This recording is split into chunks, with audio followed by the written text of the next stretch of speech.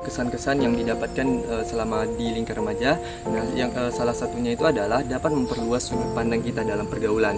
Nah, di mana di dalam lingkar remaja ini kita dapat bergaul dengan berbagai tingkatan umur, mulai dari teman sebaya, teman dengan usia yang di bawah kita, teman dengan usia yang berada di atas kita. Nah, tentunya hal tersebut sangat meningkatkan bagaimana kualitas kita dalam mengenal karakteristik seseorang. Selain itu, di lingkar remaja ini Elvan juga banyak belajar mengenai bagaimana berpublic speaking yang baik dan benar.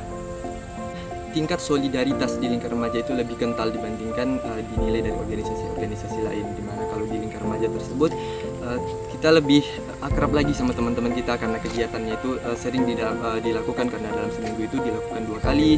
Nah, dan juga kalau di organisasi lain tuh kita jarang dalam mengeluarkan pendapat kita. Nah, namun kalau di lingkar remaja setiap sesinya itu pasti bagaimana pendapat Anda kalau mengenai sesuatu, pasti kita diberi wadah untuk berkata, mengeluarkan aspirasi gitu.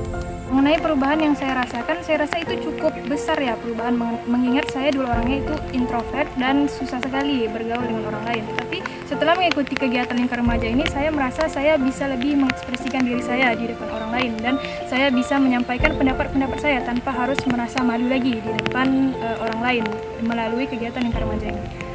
Mendengar adanya musyawarah kemarin, perasaan Elvan sangat senang, karena intinya kalau dalam musyawarah tersebut adalah kita dituntut untuk mengeluarkan isu-isu yang terkait yang ada di dusun kita, yang akan kita bacakan, yang akan kita bacakan kepada Pak Geci.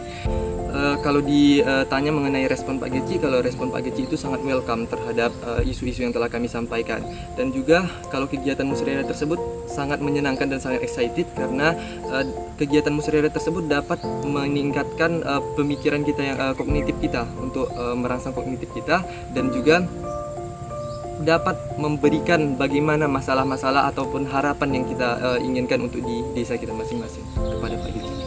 Harapannya semoga lingkar remaja Aceh selalu diteruskan setiap tahunnya, dan lingkar remaja Aceh selalu diteruskan maju dan tidak pernah terhenti.